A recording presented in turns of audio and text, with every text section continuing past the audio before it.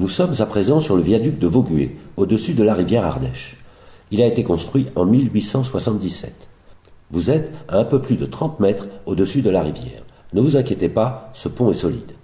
Il est construit en pierre de Vaugué, dite pierre bleue, très résistante et non gélive. Ces pierres ont été extraites de la carrière Giraud au-dessus du village. Observez la forme arrondie de cet ouvrage. On n'avait jamais vu ça en Ardèche à la fin du XIXe siècle.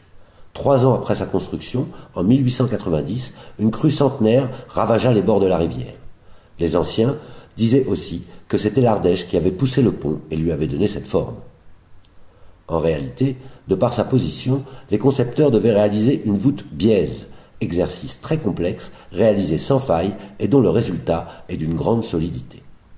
En fait, ce pont est une véritable œuvre d'art. Construit en courbe et en dévers, il permettait au train de traverser la rivière à plus de 80 km/h.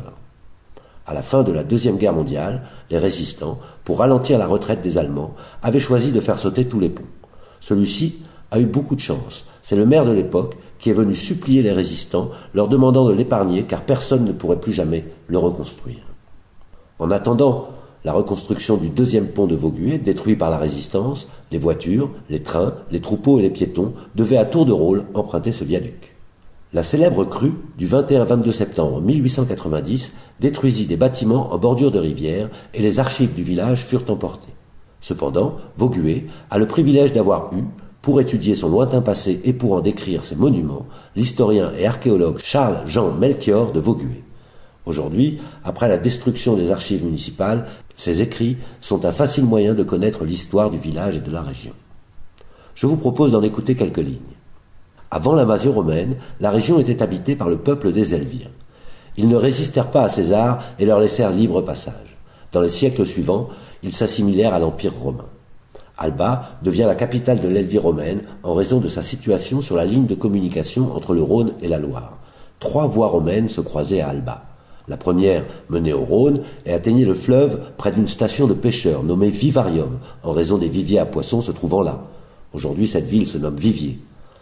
La deuxième voie rejoignait également le Rhône, par Bourg-Saint-Andéol.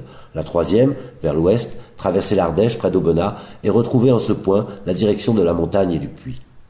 Les villes et les bourgs se suivaient le long de cette voie et Vaugué était l'un de ces points habités. La nature permettait de traverser la rivière facilement. La plage propice et abritée en facilitait l'accès. Les falaises assuraient une protection naturelle et c'est sur leur pente que se construisit le bourg gallo-romain du nom de Vaugorium, emprunté certainement à un personnage ou à une famille importante. Maintenant, je vous invite à regarder les falaises. C'est du calcaire, des dépôts de sédiments laissés là il y a 110 millions d'années lors du retrait de la mer. Les strates que vous voyez correspondent chacune à 70 000 ans ou à une glaciation. Petit à petit, les eaux de pluie acide ont attaqué le calcaire. Le creusement des fissures en surface a découpé la roche. Des avennes, des galeries et des cavernes se sont creusées en profondeur. Certains d'entre eux sont aujourd'hui ouverts à la visite.